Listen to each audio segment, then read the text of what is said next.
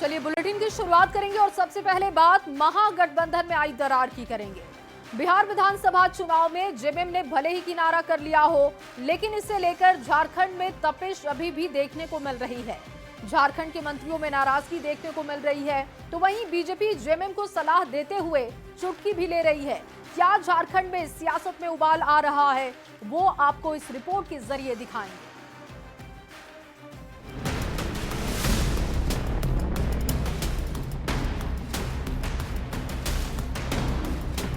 बिहार विधानसभा चुनाव में महागठबंधन के अंदर सीटें नहीं मिलने से नाराज जेएमएम ने चुनाव नहीं लड़ने का फैसला लिया है। जेएमएम के इस फैसले के बाद झारखंड का सियासी पारा हाई हो गया है। दरअसल बिहार विधानसभा चुनाव में महागठबंधन के अंदर जेएमएम को एक भी सीट नहीं दिए जाने से पार्टी नाराज है। जेएमएम ने बिहार विधानसभा चुनाव के तुरंत बाद पार्टी की एक कार्यकारिणी बैठक बुलाने की बात कही और रायशुमारी कर गठबंधन की प्रासंगिकता पर फैसला लेने की बात कही। वहीं इस मामले पर बीजेपी ने जेएमएम को नसीहत देते हुए इसे सीएम हेमंत सोरेन का व्यक्तिगत अपमान बताया है। जो कार्यकर्ताओं में जो भावनाएं हैं, जो जन भावनाएं हैं, जो हमारे साथ घटित हुआ, जो राजनीतिक विश्वासघात हुआ, कहीं न कहीं कार्यकर्ताओं के बीच से ही ये आवाज आ रही है, पार्टी पदाधिकारियों के बीच से, कि झारखंड में चल रहे गठबंधन की भी समीक्षा हो। देखिए, ये मुख्यमंत्री जी के लिए एक पर्सनल इंसल्ट है, ये जो पूरा प्रकरण हुआ बिहार चुनाव का, क्योंकि वो लगातार खुद मॉनिटर कर रहे थे। उनकी पहल पर इनका प्रतिनिधि मंडल, जिसमें माननीय मंत्री भी सोनू जी थे, वो बिहार गया था, आश्वासन मिला था, लेकिन राजद और कांग्रेस ने यू टर्न मार दिया। झारखंड सरकार के मंत्रियों में भी नाराजगी दिख रही है। उनका कहना है कि बिहार में आरजेडी और कांग्रेस के मन में खोट था, इसी वजह से जेएमएम को टिकट नहीं मिला। दावा किया गया है कि गठबंधन की अगली रणनीति पर पार्टी में समीक्षा की जाएगी। झारखंड में हर समय राजद को हम लोग विशेष सम्मान दिए, कांग्रेस को विशेष सम्मान दिए, लेकिन जब आपको सम्मान देने की बारी आया तो आपके मन में खोट था, कहीं न कहीं आपका दोहरा नीति था, जिसके चलते परिणाम आज यहाँ पर हम लोग को ये देखने को मिला गठबंधन पर। पूर्व सीएम रघुवर दास ने राज्य सरकार पर हमला बोलते हुए कहा कि जैसी करनी वैसी भरनी। देखिए, एक कहावत है, जैसी करनी वैसी भरनी। जिस तरह पार्ट 1 और पार्ट 2 जेएमएम कांग्रेस की सरकार ने चुनाव के समय जनता से किए गए वादे का मुकरने का काम किया, जनता को ठगने का काम किया, जनता को धोखा देने का। अब ये आने वाला समय बताएगा कि बिहार में मचे इस सियासी तूफान का असर झारखंड में कितना होगा। क्या झारखंड में भी महागठबंधन टूट जाएगा? ये बड़ा सवाल है। इंतजार है 14 नवंबर को बिहार विधानसभा चुनाव के नतीजों का। जमशेदपुर से आशीष तिवारी, रांची से संजय सिन्हा और गौरव झा की रिपोर्ट। बिहार में जेएमएम की अनदेखी पर झारखंड में सियासी पारा हाई है। जेएमएम ने महागठबंधन के साथ आरजेडी से रिश्तों पर फिर से विचार करने की धमकी दी, तो कांग्रेस और आरजेडी के नेता मिशन डैमेज कंट्रोल में जुटे हैं। जेएमएम के गुस्से को शांत करने की कोशिश हो रही है और गठबंधन धर्म की याद दिलाई जा रही है। ये पूरी खबर रिपोर्ट के जरिए देखिए।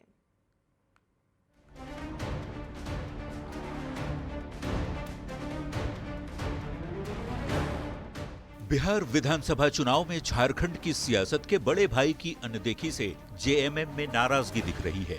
नाराजगी इस कदर है कि पार्टी के नेता आरजेडी से रिश्तों पर फिर से विचार करने तक की बात कह रहे हैं।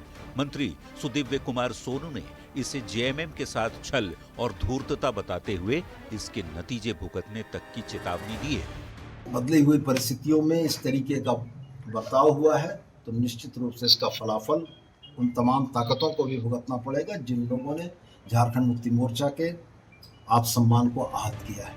बिहार में महागठबंधन में मिली कथित धोखेबाजी पर जेएमएम का मूड गर्म है, तो आरजेडी और कांग्रेस के नेता मिशन डैमेज कंट्रोल में जुटे हैं। आरजेडी ने धैर्य रखने और बीजेपी को हराने के लिए बलिदान की याद दिलाई, तो कांग्रेस ने इस पर अफसोस जताते हुए गुस्सा शांत करने की कोशिश की।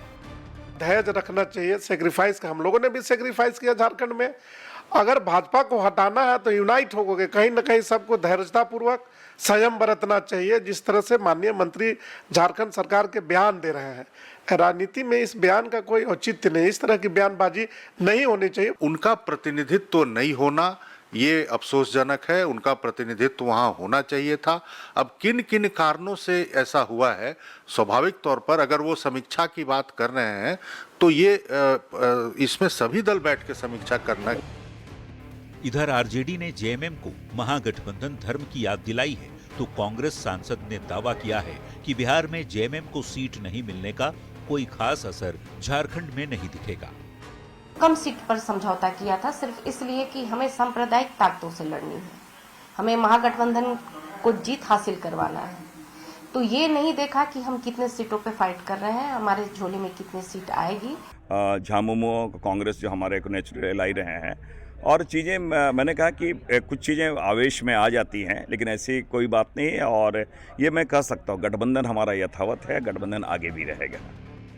जेएमएम की बिहार में पूरी तरह अनदेखी न तो पार्टी नेताओं को पच रही है, न ही कार्यकर्ताओं को। पार्टी नेतृत्व पर दबाव है आरजेडी से रिश्तों पर विचार करने की। मिशन डैमेज कंट्रोल जारी है और अब इंतजार है 14 नवंबर का, जब बिहार की सियासी तस्वीर साफ होगी। साथ ही झारखंड की भी सियासत का नया रूप दिख सकता है। न्यूज 18 के लिए रांची से संजय कुमार सिन्हा और गौरव झा के साथ गिरिडीह से एजाज अहमद और लोहरदगा से आकाश साहू की रिपोर्ट।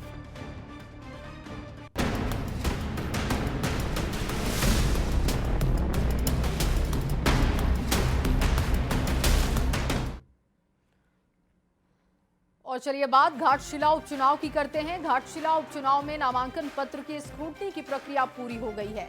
जांच के दौरान 3 उम्मीदवारों का नामांकन रद्द किया जा चुका है। जिनके नामांकन रद्द किए गए उनके नाम मालती टुड्डू, मंडल मुर्मू और दुखी मार्डी है। अब घाटशिला उपचुनाव में कुल 14 उम्मीदवार मैदान में हैं और ऐसे में चुनाव में हर बूथ पर एक ही ईवीएम इस्तेमाल किया जाएगा। 11 नवंबर को वोट डाले जाएंगे और 14 नवंबर को काउंटिंग के बाद रिजल्ट आएगा। जिला प्रशासन उपचुनाव को लेकर पूरी तरीके से तैयार दिख रहा है। जब समीक्षा की जा रही थी तो समीक्षा के क्रम में 3 अभ्यर्थी ऐसे थे जिनका नाम निर्देशन पत्र अस्वीकृत किया गया। तो 17 में से 3 लोगों का नाम निर्देशन पत्र अस्वीकृत हो गया। तो अब कुल 14 लोग अब विधिमान्य अभ्यर्थी के रूप में घोषित किए गए हैं। और वहीं झारखंड के गैंगस्टर सुजीत सिन्हा और भगौड़े प्रिंस खान का गठजोड़ हो चुका है। इसका खुलासा किया है रांची पुलिस ने। प्रिंस खान सुजीत सिन्हा गिरोह को पाकिस्तान के मॉडर्न हथियार मुहैया कराता है, तो वहीं सुजीत सिन्हा इसके एवज में प्रिंस को पैसे और गुर्गे मुहैया करा रहा था। रांची, धनबाद सहित प्रदेश के दूसरे हिस्सों में इन दिनों प्रिंस खान और सुजीत सिन्हा के साथ कोयलांचल शांति सेना का नाम कुछ ज्यादा ही सुर्खियों में है। इस पर कार्रवाई करते हुए पुलिस ने प्रिंस खान और सुजीत सिन्हा गिरोह के 5 सदस्यों को गिरफ्तार किया, जिसमें सुजीत सिन्हा की पत्नी लेडी डॉन रिया सिन्हा भी शामिल है, जो पूरे गिरोह का संचालन कर रही थी। रिया के इशारे पर ही कारोबारियों को कॉल और फायरिंग पर धमकी दी जा रही थी। इसे उस जो ये इन्होंने संगठन बनाया था कोयलांचल शांति सेना, कोयलांचल शांति सेना, ये संगठन का नाम इन्होंने बनाया था। फेसबुक के माध्यम से भी ये लोग वीडियोस अपलोड करते थे। तो इस गिरोह का फिर उसके बाद पर्दाफाश हुआ है तथा कुछ महत्वपूर्ण तथ्य इसमें सामने आए हैं और ये रांची पुलिस की एक महत्वपूर्ण उपलब्धि है। इसमें ये सामने आया है कि सुजीत सिन्हा डायरेक्टली प्रिंस खान जो अभी यूएई में है तथा जितने बिजनेसमैन वगैरह हैं उनको धमकी देता रहता है। इन दोनों की आपस में बातचीत लगातार होती रहती है। प्रिंस खान की और सुजीत सिन्हा की आपस में बातचीत होती है। दूसरे तथ्य इसमें सामने आए हैं कि प्रिंस खान पाकिस्तान के थ्रू, पाकिस्तान से बॉर्डर क्रॉस करवा के पंजाब से ड्रोन के थ्रू एयर ड्रॉप करवाता था वेपन्स, और उन वेपन्स की डिलीवरी जो है सुजीत सिन्हा रिसीव करके रांची में उन वेपन्स की एंट्री करवाता था। जिसमें कुछ सप्ताह ये भी इन्वेस्टिगेशन में सामने आया कि कुछ वीक्स पहले लगभग 20-21 पिस्टल की जो डिलीवरी हुई है, उसी रूट से पिस्टल्स की डिलीवरी हुई है और धमकी के माध्यम से जो पैसा लेवी के रूप में जो वसूला गया था, उस पैसे का इस्तेमाल दोबारा से वेपन्स खरीदने में किया जाने की हमारे पास इंफॉर्मेशन है, तथा वो पैसा दोबारा जा रहा है प्रिंस खान के पास जो अभी यूएई में है। और अगली खबर लातेहार से, जहां चंदवा थाना पुलिस को बड़ी सफलता हाथ लगी। पुलिस ने राहुल सिंह गिरोह के 5 गुर्गे को परसही डगडागी पुल के पास से गिरफ्तार किया। जानकारी के मुताबिक गिरफ्तार आरोपी बड़ी आपराधिक घटना को अंजाम देने की फिराक में थे, तभी पुलिस ने छापेमारी करते हुए सभी को गिरफ्तार किया। आरोपियों के पास से 2 देसी पिस्टल, 5 जिंदा कारतूस और 5 मोबाइल भी बरामद किया गया। ये पकड़े गए हैं, कुल 5 अपराधी पकड़े गए हैं और उनके पास से 2 पिस्टल और 5 राउंड लाइव एम्यूनिशन बरामद की गई है।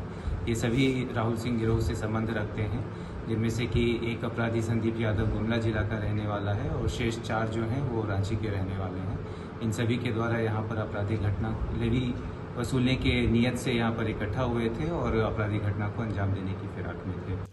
और वहीं बेरोजगारी की मार झेल रहे युवा रोजगार की तलाश में ठगी के शिकार भी हो रहे हैं। ताजा मामला सामने आया है धनबाद से, जहां बैंक मोड़ इलाके में गल्फ कंट्री में नौकरी दिलाने के नाम पर बिहार झारखंड के 40 से अधिक बेरोजगारों से लाखों रुपए की ठगी का खुलासा हुआ। पीड़ितों का कहना है कि नौकरी लगाने के नाम पर 40,000 से लेकर 1 लाख रुपए तक लिए गए, बदले में फ्लाइट की फर्जी टिकट दी गई और इसके बाद पीड़ित युवक बैंक मोड़ श्रीराम प्लाजा स्थित यस इंडिया ओवरसीज नामक फर्जी कंपनी के ऑफिस पहुंचे तो पता चला कि ऑफिस में ताला जड़ा है। पीड़ितों ने बैंक मोड़ थाना को सूचित भी किया और मामले की कार्रवाई की अब मांग उठाई है। भेजने के लिए बोला था, जिसमें 70,000 रुपये सबसे लिए हैं। हम लोग का मोन्डो कंस्ट्रक्शन कंपनी था जॉर्डन के लिए। 17 तारीख को आए थे, पेमेंट करके गए, शाम में बोला टिकट देंगे। टिकट के लिए जब हम लोग पता किए तो टिकट पता है फ्रॉड है। हम लोग एयरपोर्ट नहीं गए, हम लोग को यह पता चल गया। फिर अगले दिन जब मोबाइल में फ़ोन लगा रहे तो पता रहा रास्ता का पता। मोड़ के पास में वहीं पे हम लोग 3 आदमी बंदा थे, जाके उसको अपना पासपोर्ट, वीजा, टिकट का सबका साथ में हम लोग जमा किए। क्या बोला गया पुलिस वाला बोला हम कार्रवाई करते हैं, देखते हैं। और चलिए अगली बड़ी खबर जमशेदपुर से आपके सामने रखे, जहां पुलिस ने गैंगस्टर अमरनाथ सिंह गिरोह के शार्प शूटर सौरभ शर्मा उर्फ रिंकू सेठ को राजस्थान के जयपुर से गिरफ्तार कर लिया है और उसके पास से मोबाइल फोन मिला है, जिसके जरिए कई दूसरे अपराधियों का सुराग तलाशने की कोशिश की जा रही है। रिंकू सेठ कई साल से जयपुर में छिपकर रह रहा था। वो सीताराम डेरा थाना क्षेत्र के पांडे होटल के टकलू लोहार की हत्या का मुख्य आरोपी है। ट्रांजिट रिमांड पर लेकर आने के बाद उसे जेल भेज दिया गया और रिमांड पर लेकर आगे की पूछताछ की तैयारी है। बता दें आपको कि पिछले साल अमरनाथ सिंह की बासुकीनाथ में गोली मारकर हत्या की गई थी। टीम को राजस्थान में भेजा गया जयपुर में और 19 अक्टूबर को जयपुर के शाहपुरा थाना क्षेत्र से उसकी गिरफ्तारी की गई। रंगदारी, चोरी, छिनतई, अटेम्प्ट टू मर्डर और आर्म्स एक्ट में इसका नाम रहा है और इसकी क्रिमिनल हिस्ट्री हम लोगों ने अपनी प्रेस विज्ञप्ति में डिटेल क्रिमिनल हिस्ट्री प्रोवाइड की है। इसके पास हमें एक एंड्रॉयड मोबाइल भी मिला है। तो इसको जो अभी गिरफ्तार किया गया है वो टकलू लोहार का जो हत्याकांड हुआ था सीताराम डेरा में, उस कांड में इसको अभी तक गिरफ्तार किया गया है और उसके बाद अन्य सभी कांडों में इसको रिमांड पर लिया जाएगा। और चलिए इसी खबर के साथ इस बुलेटिन में बस इतना ही। आप बने रहिए न्यूज़ 18 बिहार झारखंड के साथ।